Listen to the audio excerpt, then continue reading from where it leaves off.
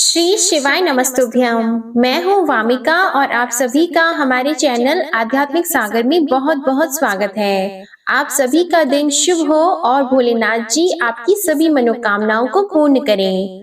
आज आप सुनेंगे फाल्गुन मास महात्म्य का अध्याय 8।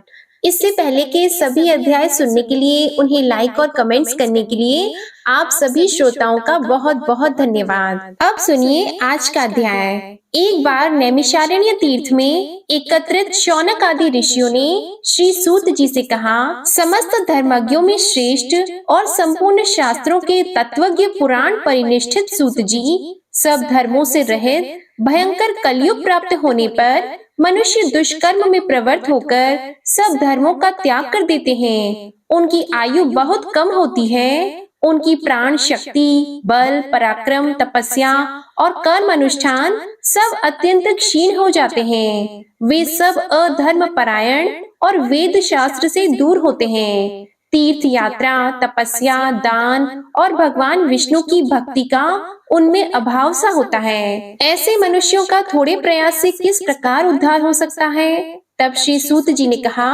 हे महाभाग शौनक जी, तुम्हें साधुवाद है। तुम सदा दूसरों के हित में तत्पर रहते हो।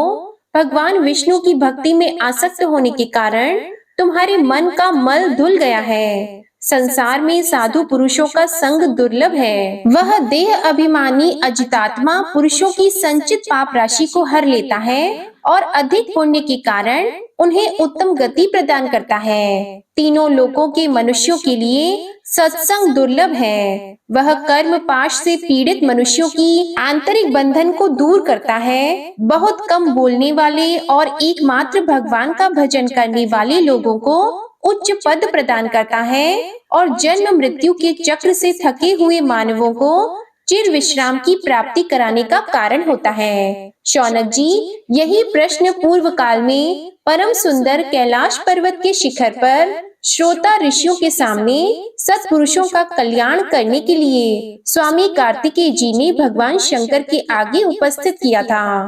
तब श्री महादेव जी ने कार्तिकेय जी से कहा था, हे षडानन, परमार्थ के पथ पर चलने वाले पुरुषों को वैकुंठ धाम का निवास प्रदान करने वाले बहुत से तीर्थ और क्षेत्र हैं। कोई कामना के अनुसार फल देने वाले हैं और कोई मोक्षदायक हैं। गंगा, गोदावरी, नर्मदा, तप्ती, यमुना, क्षिप्रा, पुण्यमयी गौतमी, कौशिकी, कावेरी, ताम्रपर्णी, चंद्रभागा, महेंद्रजा, चित्रोत्पला, वेत्रवती, सरयू, चर्मणवती, शतद्रु, पयस्विनी, गंडकी, बाहुदा, सिंधु और सरस्वती, ये सब पवित्र नदियां हैं और बार बार दर्शन करने पर भोग तथा मोक्ष प्रदान करने वाली हैं। अयोध्या, द्वारका, काशी, मथुरा, कुरुक्षेत्र, राम तीर्थ, कांची, पुरुषोत्तम क्षेत्र, पुष्कर क्षेत्र, वाराह क्षेत्र तथा बद्री नामक महापुण्यमय क्षेत्र,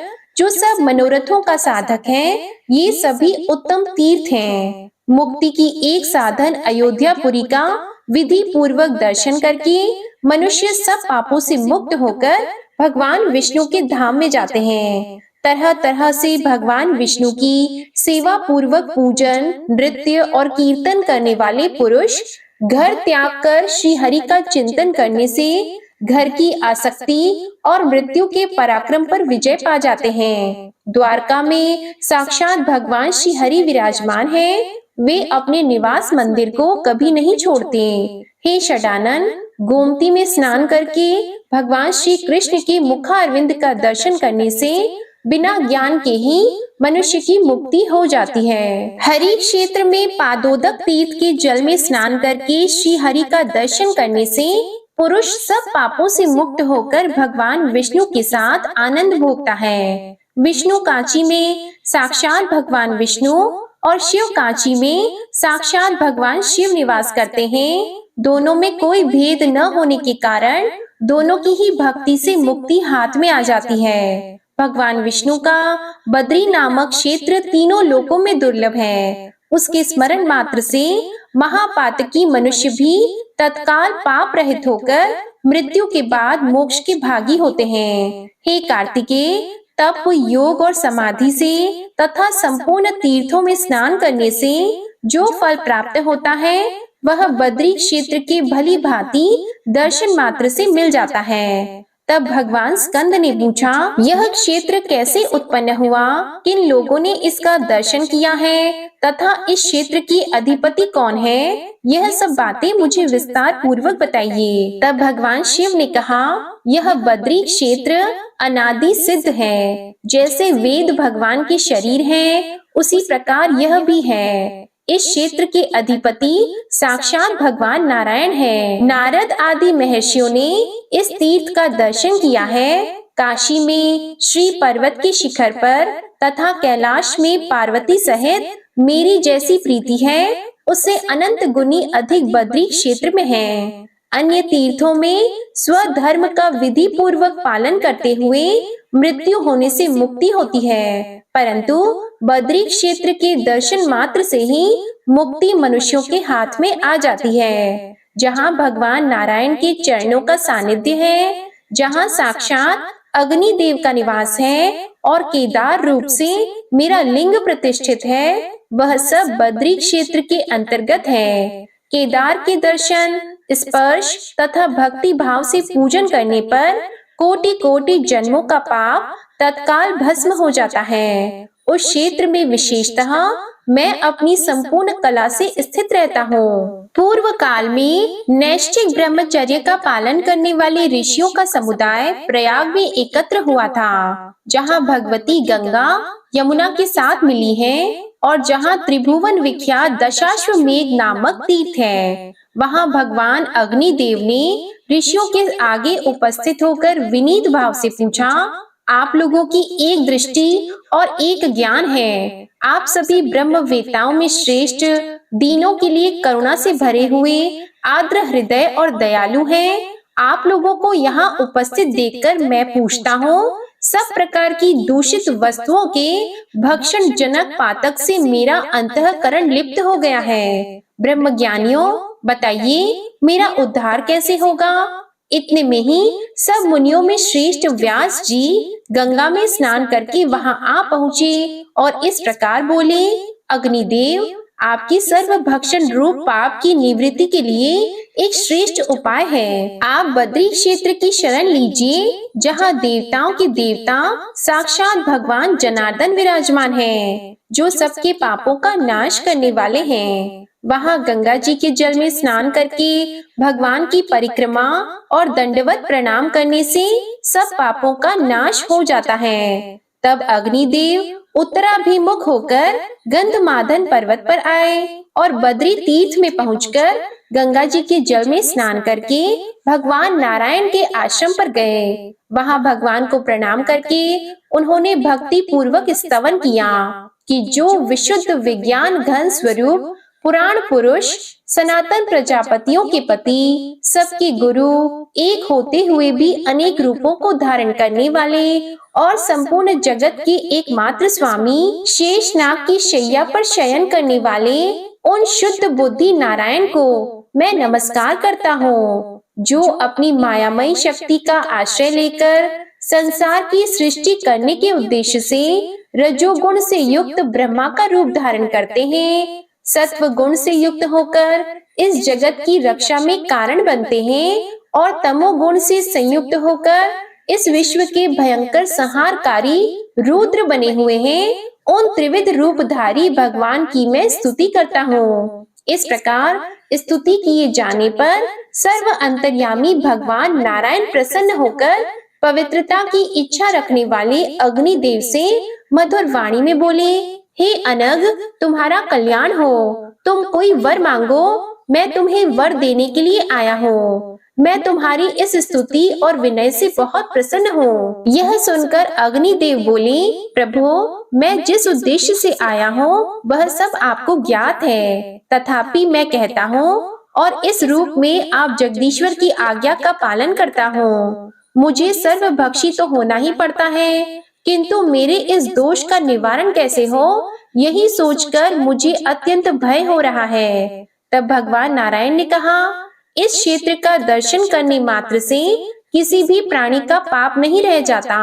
मेरे प्रसाद से तुम में कभी पातक का संपर्क नहीं होगा।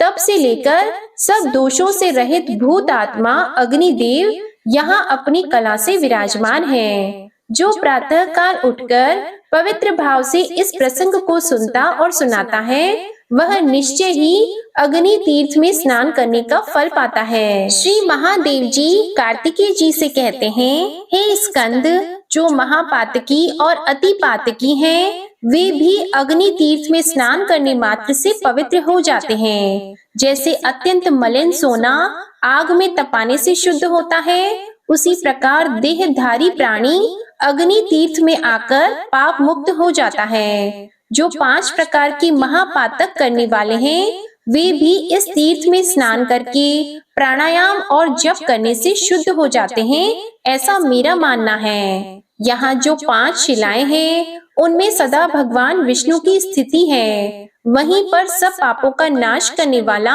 अग्नि तीर्थ है। तब स्कंद भगवान ने पूछा, पिताजी, वहाँ कैसी 5 शिलाएं हैं और किसने उनका निर्माण किया है? ये सब बातें पूर्णतः बताने की कृपा करें। तब भगवान शिव ने कहा, बेटा, वहाँ नारदी, नारसिंही, वाराही, गारुड़ी और मार्कंडेयी, ये 5 शिलाएं विख्यात हैं, जो संपूर्ण मनोरथों की सिद्धि करने वाली हैं। एक समय भगवान नारद ने एक शिला पर बैठकर वायु पीकर रहते हुए महाविष्णु का दर्शन करने के लिए अत्यंत कठोर तपस्या की। वे 60,000 वर्षों तक वृक्ष की भांति स्थिर भाव से उस शिला पर विराजमान रहे। इसके बाद भगवान विष्णु ब्राह्मण का रूप धारण करके कृपा पूर्वक उनके सामने गए और उन मुनि श्रेष्ठ नारद से इस प्रकार बोले, मुनि, बताओ तुम क्या चाहते हो? तब नारद जी ने कहा, आप कौन हैं? इस निर्जन वन में आपके दर्शन से मेरे मन में बड़ी प्रसन्नता हो रही है। नारद जी के ऐसा कहने पर भगवान विष्णु ने कृपा करके उन्हें अपने दिव्य स्वरूप का दर्शन कराया। उनके हाथों में शंख, चक्र, गदा आदि आयुध शोभा पा रहे थे। वे पीतांबर से सुशोभित और कमलों की माला से विभूषित थे। लक्ष्मी का निर्मल निवास भूत भगवान का वक्ष श्री वत्स चिन्ह तथा कौस्तुभ मणि की प्रभा से प्रकाशमान था। सुनंद आदि पार्षद भगवान जनार्दन की स्तुति कर रहे थे। उन्हें देखकर नारद जी के शरीर में नए प्राण से आ गए। वे सहसा खड़े हो गए और हाथ जोड़कर बार बार नमस्कार करते हुए जगदीश्वरों के भी ईश्वर श्री विष्णु की स्तुति करने लगे, जो सबके साक्षी और संपूर्ण जगत के अधीश्वर हैं, जिन्होंने भक्तों की इच्छा से दिव्य देह धारण किया है, जो शरणागतों के लिए दया की महासागर है। वे पावन दिव्य मूर्तिधारी भगवान श्री हरि मुझ पर प्रसन्न हो, जो संपूर्ण जगत के हित के लिए और साधु पुरुषों के मन को संतुष्ट और उनका कल्याण करने के लिए शीघ्र ही अपनी उत्तम कलाओं के द्वारा दिव्य देह धारण कर प्रसन्नता पूर्वक दिव्य लीला और हास्यपूर्ण दृष्टि प्रकट करते हैं। सत्व गुण का समुदाय ही जिनका स्वरूप है, वे भगवान विष्णु मुझ पर प्रसन्न हो। हे जनार्दन, आज आपके दर्शन से मेरा जीवन धन्य हो गया। मेरी तपस्या फलवती हुई और मेरा ज्ञान भी सफल हो गया। तब भगवान श्री नारायण बोले, नारद, तुम्हारी इस तपस्या और स्तुति से मैं प्रसन्न हूँ। तीनों लोकों में तुमसे बढ़कर दूसरा मेरा भक्त नहीं है। तुम्हारा कल्याण हो, तुम कोई वर मांगो। तब नारद जी ने कहा, देव, यदि आप मुझे वर देते हैं तो एक तो अपने चरण कमलों में अविचल भक्ति दीजिए। मेरी शिला के समीप रहना आप कभी न छोड़िए, यह दूसरा वर है। और मेरे इस तीर्थ के दर्शन, स्पर्श, स्नान और आचमन करने वाला मनुष्य पुनः संसार में शरीर न धारण करे, यह मेरा तीसरा वर है। तब श्री भगवान बोले, एवं अस्तु, मैं तुम्हारे स्नेहवश समस्त चराचर जीवों को मुक्ति देने के लिए तुम्हारे तीर्थ में निवास करूंगा। ऐसा कहकर भगवान विष्णु वहीं अंतर ध्यान हो गए। इसके बाद नारद जी भी कुछ दिनों तक बद्री क्षेत्र में निवास करके मथुरापुरी को चले गए। भगवान स्कंद ने कहा, भगवान, अब मुझे मार्कंडेय शिला की महिमा बताइए। तब भगवान शिव बोले, पहले त्रेता युग के अंत में मार्कंडेय जी तीर्थ यात्रा का परिश्रम उठाते हुए मथुरा में आए। वहां उन्हें नारद जी का दर्शन हुआ। मार्कंडेय जी ने नारद जी का पूजन और उन्हें प्रणाम किया। तब उन्होंने जहां साक्षात नारायण विद्यमान है, उस बद्री क्षेत्र का महात्म्य इस प्रकार बताया। साधो, बद्री तीर्थ महाक्षेत्र है। वहां भगवान विष्णु का नित्य निवास है। तुम वहीं जाओ, वहां तुम्हें साक्षात श्री हरि का दर्शन होगा। यह सुनकर मार्कंडेय जी को बड़ा विस्मय हुआ। वे विशालपुरी अर्थात बद्रिकाश्रम में आए और वहां स्नान करके शिला पर बैठकर परम उत्तम अष्टाक्षर मंत्र ओम नमो नारायणाय मंत्र का जप करने लगे। 3 रात तक जप करने के बाद भगवान जनार्दन उन पर प्रसन्न हुए और उन्हें शंख, चक्र, गदा, पद्मा और वनमाला आदि से विभूषित स्वरूप का दर्शन कराया। उन्हें देखकर मार्कंडेय जी सहसा उठे और प्रणाम करके प्रेम से गदगद वाणी में उनकी स्तुति करने लगे। मार्कंडेय जी बोले, परमेश्वर, इस अशाश्वत संसार में आपके युगल चरणाविंद ही सार हैं। संसारी मनुष्यों को उद्धार कैसे हो? हे अच्युत, मैं आध्यात्मिक आदि तीनों तापों से अत्यंत थका हुआ हूँ। अनेक प्रकार के बड़े हुए अज्ञान से आच्छादित होकर संसार रूपी कोहरे में भटक रहा हूँ। कृपया मेरा उद्धार कीजिए। हे करुणा सागर, अनेक प्रकार के योनि यंत्रों में दबकर निकलने से प्राप्त हुई गर्भवास जनित शारीरिक वेदना को मैं कितनी ही बार पा चुका हूँ। अब मेरी रक्षा कीजिए। जरा, मृत्यु और बाल्यावस्था आदि के दुखों से भरे हुए संसार से मैं बहुत पीड़ित हूँ। तथापि इस दुख के समुद्र में मेरी सुख बुद्धि हो रही है। हे दया सिंधु, मेरी रक्षा कीजिए। हे प्रभु, कभी मैं कीट योनि में पड़ा, कभी स्वेदक जीव के रूप में जन्म लिया, कभी उद्विज योनि में आया और कभी सौभाग्यवश मनुष्य शरीर को भी प्राप्त हुआ। सब योनियों में जन्म लेकर विपत्ति भोग चुका हूँ। अब सर्वथा निस्तेज और अनाथ हूँ। हे अच्युत, कृपा करके अपनी शरण में आए हुए मुझ सेवक का उद्धार कीजिए। बुद्धिमान मार्कंडेय जी के द्वारा ऐसा कहने पर भगवान श्री विष्णु ने प्रसन्न होकर कहा, ब्रह्मर्षि, मुझसे कोई वर मांगो। तब मार्कंडेय जी ने कहा, भगवन दीनवत्सल, यदि आप मुझ पर प्रसन्न हैं, तो अपने पूजन और दर्शन में मुझे अविचल भक्ति दीजिए। साथ ही मैं चाहता हूँ इस शिला पर आपका निवास बराबर बना रहे। यही मेरे लिए वर है। बहुत अच्छा कहकर भगवान श्री विष्णु अंतर ध्यान हो गए। इसके बाद मार्कंडेय जी अत्यंत प्रसन्न होकर अपने पिता के आश्रम पर चले गए। जो मनुष्य इस प्रसंग को सुनता और सुनाता है, उसे भगवान श्री गोविंद की प्राप्ति होती है। भगवान शिव कहते हैं, कश्यप जी से विंता के गर्भ से 2 महाबली और महापराक्रमी पुत्र हुए, जिनका नाम था गरुड़ और अरुण।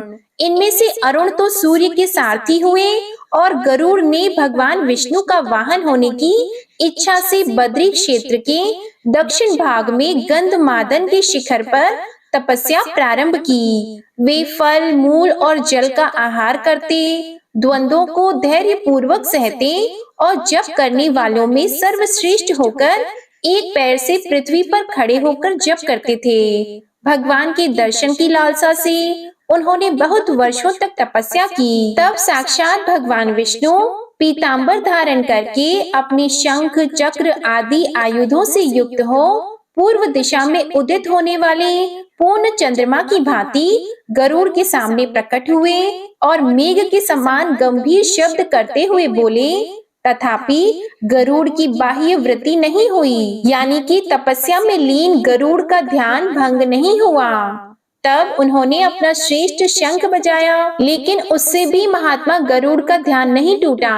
तब भगवान श्वास के साथ गरुड़ के भीतर प्रवेश करके उनमें बहिर्मुख वृत्ति पैदा करते हुए पुनः बाहर आकर प्रकट हो गए। उस समय भगवान श्री विष्णु को अपने सामने देखकर गरुड़ निर्भय हो गए। उनके संपूर्ण शरीर में रोमांच हो आया और उन्होंने हाथ जोड़कर भगवान की स्तुति प्रारंभ की। महात्मा गरुड़ की स्तुति करने पर भगवान श्री विष्णु ने वहां त्रिपथ गामिनी गंगा को बुलाया। तब उस पर्वत के ऊपर साक्षात पंचमुखी गंगा प्रकट हुई। उन्हीं के जल से गरुड़ जी ने भगवान को पादार्घ दिया। फिर वर मांगने के लिए भगवान के प्रेरित करने पर गरुड़ जी ने कहा, भगवान मैं एकमात्र आपका वाहन हो जाऊं और आपके प्रसाद से देवता और दैत्यों में से कोई भी बल, वीर्य और पराक्रम द्वारा मुझे जीत न सके। यह शिला मेरे नाम से विख्यात होकर समस्त पापों का अपहरण करने वाली हो तथा इसके स्मरण से मनुष्यों को कभी विष जनित व्याधि न हो। इसके बाद बहुत अच्छा कहकर भगवान श्री विष्णु अंतर ध्यान हो गए। तब स्कंद जी ने कहा, भगवान अब वाराह शिला का महात्म्य बताइए। तब भगवान शिव बोले, रसातल से पृथ्वी का उद्धार करके और युद्ध में हिरण्याक्ष नामक दैत्य को मारकर भगवान वाराह बद्री क्षेत्र में आए तथा प्रलय काल की समाप्ति तक वहीं बने रहे। वराह जी ने शिला के रूप में ही वहां निवास किया। तब भगवान स्कंद ने कहा, प्रभु अब नारसिंही शिला का महात्म्य कहिए। तब भगवान शिव बोले, भगवान नरसिंह अपने नखों के अग्र भाग से ही लीला पूर्वक हिरण्यकशिपु का वध करके प्रलय काल की अग्नि के समान उद्यप्त दिखाई देने लगे। तब दयालु देवताओं ने आकर और दूर ही खड़े रहकर लीला से अवतार विग्रह धारण करने वाले भगवान विष्णु का स्तवन किया। तब अपने तेज से समस्त देवताओं और असुरों को भी व्याप्त करने वाले भयानक पराक्रमी नरसिंह जी प्रसन्न होकर बोले, देवताओं तुम लोग मुझसे कोई वर मांगो जो तुम्हारी शांति और सुख का एकमात्र साधन हो। उस समय देवताओं के स्वामी ब्रह्मा जी ने कहा, भगवान नरसिंह आपकी यह अत्यंत उग्र रूप समस्त देहधारियों को भयभीत करने वाला है, अतः इसको समेट लीजिए। उनकी प्रार्थना के अनुसार दिव्य रूप धारण करके भगवान ने फिर कहा, देवताओं मैं तुम पर प्रसन्न हूँ, बोलो तुम्हारा कौन सा कार्य करूं? तब देवता बोले, हमारा अभीष्ट वर यही है कि आप मन को प्रसन्न करने वाले परम शांत चतुर्भुज रूप से ही हमें दर्शन दिया करें। तब भगवान उन्हें दिव्य दृष्टि से देखकर विशालपुरी अर्थात बद्रिकाश्रम को चले गए। इसके बाद देवताओं का भय शांत हो गया और उन्होंने जल के मध्य में विराजमान भगवान विष्णु का दर्शन, नमस्कार और परिक्रमा करके उन्हीं में अपना मन लगाकर अपने अपने लोक को प्रस्थान कर गए। इसके बाद अतिशय भक्ति भार से नम्र तपस्वी ऋषि आए और अत्यंत अद्भुत पराक्रम वाले भगवान नरसिंह का दर्शन करके उनकी इस प्रकार स्तुति करने लगे, हे संपूर्ण विश्व के स्वामी जगदीश्वर, आपको नमस्कार है, नमस्कार है। विश्व को अभय प्रदान करने वाले विश्व मूर्ति आप कृपा के समुद्र हैं। आपके चरण कमल सेवन करने योग्य तीर्थ रूप हैं। हे लक्ष्मीपते हम पर दया कीजिए। भक्त की इच्छा के अनुसार विचित्र शरीर धारण करने वाले विश्व मुख विश्व भावन आप प्रसन्न होइए। तब भगवान नरसिंह ने प्रसन्न होकर ऋषियों से कहा, वर मांगो। तब ऋषि बोले, हे जगदीश्वर, यदि आप प्रसन्न हो तो कृपा करके कभी बद्री क्षेत्र का त्याग न करें, यही हमारा अभीष्ट वर है। तो भगवान ने एवं अस्तु कहकर उनकी प्रार्थना स्वीकार कर ली। उसके बाद सब ऋषि अपने अपने आश्रम को चले गए और भगवान नरसिंह भी शिला रूप हो गए। जो 3 उपवास करके वहां भगवान नरसिंह के जप और ध्यान में तत्पर होता है, वह साक्षात नरसिंह रूपधारी भगवान का दर्शन पाता है। जो मनुष्य श्रद्धा पूर्वक इस प्रसंग को सुनता और सुनाता है, वह सब पापों से मुक्त होकर वैकुंठ धाम में निवास करता है। आज का अध्याय यहीं समाप्त हुआ। इसके आगे का वर्णन आप अगले अध्याय में सुनेंगे। अब आप सुनिए श्री शिव चालीसा पाठ। श्री गणेश गिरिजा सुवन मंगल मूल सुजान, कहत अयोध्या दास तुम देहो अभय वरदान। जय गिरिजापति दीन दयाला, सदा करत संतन प्रतिपाला। भाल चंद्रमा सोहत नीके, कानन कुंडल नाग फनी के। अंग गौर शिर गंग बहाए, मुंड माल तन छार लगाए। वस्त्र खाल बागंबर सोहे, छवि को देख नाग मुनि मोहे। मैना मातु की है दुलारी, बाम अंग सोहत छवि न्यारी। कर त्रिशूल सोहत छवि भारी, करत सदा शत्रु निशयकारी। नंदी गणेश सोहित कैसे, सागर मध्य कमल है जैसे। कार्तिक श्याम और गणराऊ, या छवि को कही जात न काऊ। देवन जब ही जाए पुकारा, तब ही दुख प्रभु आप निवारा। किया उपद्रव तारक भारी, देवन सब मिली तुम ही जुआरी। तुरत षडानन आप पठायहु, लव निमेष महामारी गिरायहु। आप जलंधर असुर सहारा, सुयश तुम्हार विदित संसारा। त्रिपुरासुर सन युद्ध मचाई, सब ही कृपा कर लीन बचाई। किया तपहि भागीरथ भारी, पूरब प्रतिज्ञा तसु पुरारी। दानिन मह तुम सम को नाही, सेवक स्तुति करत सदाहि। वेद नाम महिमा तव गाई, अकथ अनादि भेद नहीं पाई। प्रगट उदधि मंथन में ज्वाला, जरे सुरासुर भय विहाला। कीन्ह दया तह करी सहाई, नीलकंठ तब नाम कहाई। पूजन रामचंद्र जब कीन्हा, जीत के लंक विभीषण दीन्हा। सहस कमल में हो रहे धारी, कीन्ह परीक्षा तब ही पुरारी। एक कमल प्रभु राखे जोई, कमल नयन पूजन चह सोई। कठिन भक्ति देखी प्रभु शंकर, भय प्रसन्न दिए इच्छित वर।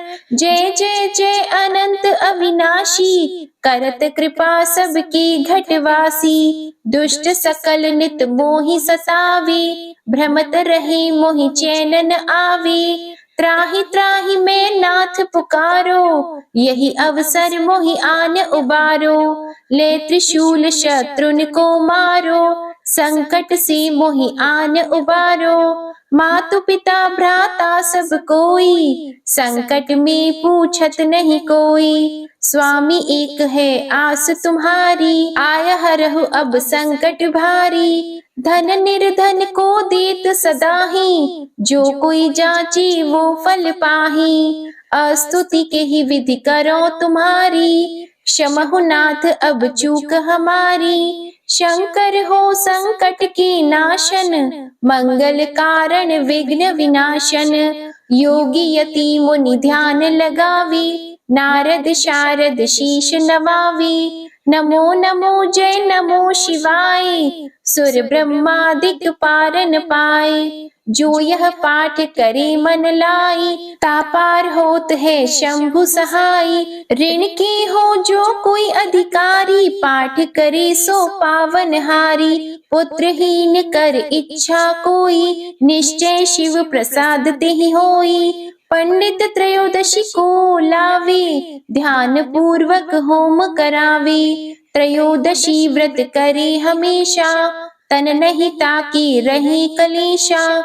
धूप दीप नैवेद्य चढ़ावे, शंकर सम्मुख पाठ सुनावे। जन्म जन्म के पाप नसावे, अंतवास शिवपुर में पावे। कहे अयोध्या आस तुम्हारी, जानी सकल दुख हरहु हमारी। नित नेम कर प्रातः ही, पाठ करो चालीसा। तुम मेरी मनोकामना, पूर्ण करो जगदीश। मगसर छठी हेमंत ऋतु, संवत 64 जान, स्तुति चालीसा शिव ही, पूर्ण कीन कल्याण। शिव चालीसा समाप्त होती है। प्रेम से बोलिए भगवान भोलेनाथ की जय। आपको आज की कथा पसंद आए तो वीडियो को लाइक कीजिएगा, शेयर कीजिएगा, कमेंट में भगवान भोलेनाथ जी की जय लिखिएगा और चैनल को भी सब्सक्राइब कीजिएगा। हर हर महादेव।